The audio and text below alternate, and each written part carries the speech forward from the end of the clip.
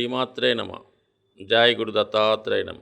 ఈ వీడియోలో మనం 15 జనవరి నుండి 21 జనవరి మధ్యలో జరగబోయే వార ఫలాలు మకర రాశి వారికి ఏ విధంగా ఉంటుందో తెలుసుకునే ప్రయత్నం చేద్దాం. మకర రాశి వారికి లాభస్థానంలో శుక్రగ్రహం అనుకూలంగా ఉండడం జరిగింది. శుక్రుడు ఈ రాశి వారికి యోగకారకుడు, పంచమ దశమాధిపతి. పంచమ స్థానం అంటే మన యొక్క టాలెంటు, అలాగే వృత్తి సంబంధించిన విషయాల్లో నైపుణ్యం, మీ అభిమానులు, మిమ్మల్ని అభిమానించేవాళ్ళు, మిమ్మల్ని ఫాలో అయ్యేవారు. మరి అటువంటి స్థానాధిపతి లాభస్థానంలో ఉండడం వల్ల వృత్తి సంబంధించిన విజయం, మీ యొక్క శ్రేయోభిలాషుల సహకారంతో మీ యొక్క సమస్యలు పరిష్కరించుకుంటారు. శుక్రుడు సహజంగా స్త్రీ గ్రహం కాబట్టి స్త్రీల యొక్క సహకారం మీకు ఎక్కువగా రావడం జరుగుతుంది. అలాగే మీ సంతానం నుంచి మీకు ఏదో ఒక సహకారం, ప్రోత్సాహం లభిస్తూ ఉంటుంది.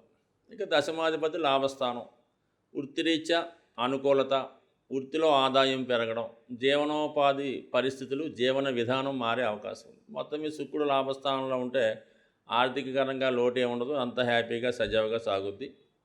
ఇంకొక ఫేవరబుల్ గ్రహం ఏంటంటే మీకు రాహుగ్రహం. 3వ స్థానంలో రాహుగ్రహ సంచారం విదేశంలో ఉన్నటువంటి మిత్రుల సహకారంతో ధైర్యంగా నిర్ణయాలు తీసుకోవడం వల్ల ముందడుగు వేసే అవకాశం ఉంటుంది. క్రీడారంగంలో వారికి కానీ, ఉద్యోగస్తులకు కానీ, అలాగే మార్కెటింగ్ చేస్తున్న వాళ్ళకి అనుకూలంగా ఉంటుంది. మొత్తం మీద 2 గ్రహాలు అనుకూలంగా ఉండడం, పరస్పరం శుక్రగ్రహం మీద రాహుగ్రహ దృష్టి అంటే 11వ స్థానం మీద రాహుగ్రహ దృష్టి ఉండడం వలన మరి ఏదో విధంగా అదనపు ఆదాయం లభిస్తుంది.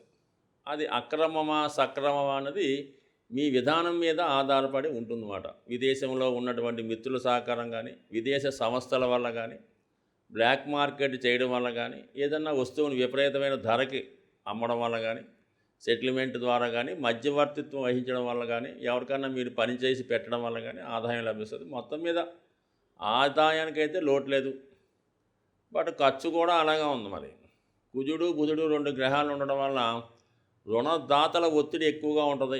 ఏదో విధంగా ధనాన్ని చెల్లిస్తే తప్పని పరిస్థితుల్లో మీరు వచ్చిన ధనాన్ని మీ యొక్క అప్పులు తీర్చడానికో, రుణాలు తీర్చడానికో, బాధ్యతలు సక్రమంగా నిర్వహించుకోవడానికో ఉపయోగపడే అవకాశం ఉంది. మొత్తం మీద ఒత్తిడి కూడా ఎక్కువగా ఉంటుంది. సో ఈ రాశి వారికి మరి ఆల్రెడీ ఈ వీడియో ప్రారంభమైన నాటికి పుష్యమాసం ప్రారంభమైంది కాబట్టి, మరి పుష్యమాసం అంటే పుష్యమి నక్షత్రం మీద చంద్రుడు ఉండగా ఏర్పడుతుంది కాబట్టి, మరి ఈ రాశి వారికి ఈ నెలలో శని యొక్క ఇబ్బంది పడుతున్నవారు అంటే ఎస్పెషల్లీ మకర కుంభరాశుల వారికి ఈ రాశిలో ఈ మాసంలో అంటే ఈ పుష్యమాసంలో వస్తున్నటువంటి ఆరుద్ర నక్షత్రం రోజు కానీ, లేదంటే సోమవారం కానీ, శనివారం కానీ శివుడికి అభిషేకం చేసుకోవడం వల్ల, ఎస్పెషల్లీ ఈ నెలలో వచ్చే మాస శివరాత్రి రోజు శివుడికి అభిషేకం చేసుకోవడం వల్ల ఖచ్చితంగా ఈ శని లగ్న జాతకులైనటువంటి మకర రాశి వారికి ఎటువంటి ఆర్థికపరమైన సమస్య ఉన్నా ఖచ్చితంగా తొలగిపోయే అవకాశం ఉంది.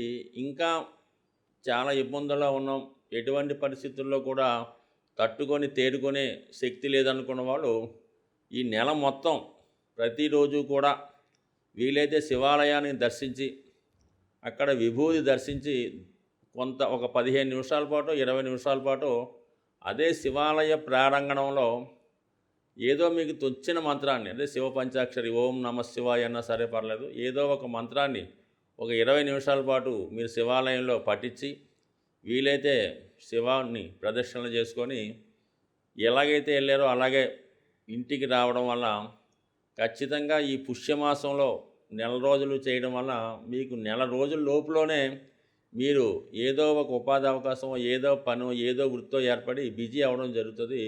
ఖచ్చితంగా ఈ నెల ఈ రాశివారు ఈ అద్భుత అవకాశాన్ని ఉపయోగించుకోండి. మరి అవకాశం లేని వాళ్ళు ఆరుద్ర నక్షత్రం రోజు అంటే క్యాలెండర్లో చూస్తే తెలుస్తుంది, లేదా మాస శివరాత్రి రోజు, ఇంకా స్త్రీలైతే పౌర్ణమి రోజు ఆ రోజంతా ఉపవాసం ఉండి సాయంకాలం అమ్మవారికి పాయసం నైవేద్యం పెట్టి లలితా సహస్రనామ పారాయణ చేయడం వల్ల ఖచ్చితంగా స్త్రీలకు ఉన్నటువంటి ఈ ఇబ్బందులు ఏ ఇబ్బంది అన్నా అవనవండి 100% మీకు తొలగిపోయే అవకాశం ఉంటుంది.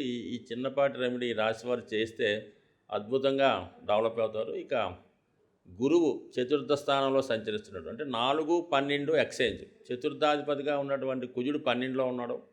12వ స్థానాధిపతిగా ఉన్నటువంటి గురువు 4వ స్థానంలో ఉండడం అన్నది ఈ ఎక్స్చేంజ్ వల్ల ఏమవుతుందంటే ప్లేస్ ఆఫ్ చేంజ్ చేద్దాం అనుకున్న వాళ్ళకి, లేదంటే కుటుంబ సమస్యల వల్ల, ఆర్థికపరమైన ఇబ్బందుల వల్ల, లేదంటే ఇతర కారణాల వల్ల ప్లేస్ మారుదాం అనుకున్న వాళ్ళకి 100% ఈ సమయం చాలా అనుకూలిస్తుంది.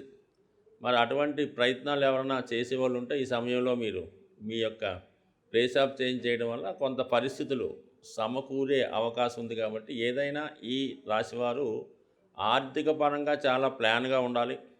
కేవలం గృహ నిర్మాణానికో ఏదైనా స్థిరాస్తి కొనుగోలుకో మీరు రుణం చేయాలి తప్ప ఇతర అవసరాలకో, ముఖ్యంగా వ్యాపార అవసరాలకి మాత్రం రుణం చేయొద్దు. ఉన్నదాంతోనే సరిపెట్టుకోండి. ఫైనాన్షియల్ డిసిప్లిన్ ఎంత ఖచ్చితంగా ఉంటే రాబోయే రోజుల్లో మీరు అంత అదృష్టవంతులుగా ఉండే అవకాశం ఉంటుంది. సాధారణంగా ఈ గ్రహాలు అంటే మనం మాస ఫలితాలు, వార ఫలితాలు, సంవత్సర ఫలితాలు చూసుకున్నప్పుడు గ్రహాలు ఒక రాశి నుంచి ఒక రాశికి మారుతున్నప్పుడు అవి సువర్ణమూర్తి, రజితమూర్తి, తామ్రమూర్తి, లోహమూర్తిగా వాటికి ప్రవేశించినప్పుడు వాటి స్థితిని బట్టి ఈ విధంగా అవి యాక్ట్ చేయడం జరుగుతుంటుంది. ఉదాహరణకి ఏదో గురుగ్రహం మారితే కొన్ని రాసుల వారికి సువర్ణమూర్తిగా ఉండడం జరుగుతుంది. అద్భుతమైన యోగాన్ని ఇస్తూ ఉంటాడు ఆ రాసుల వారికి.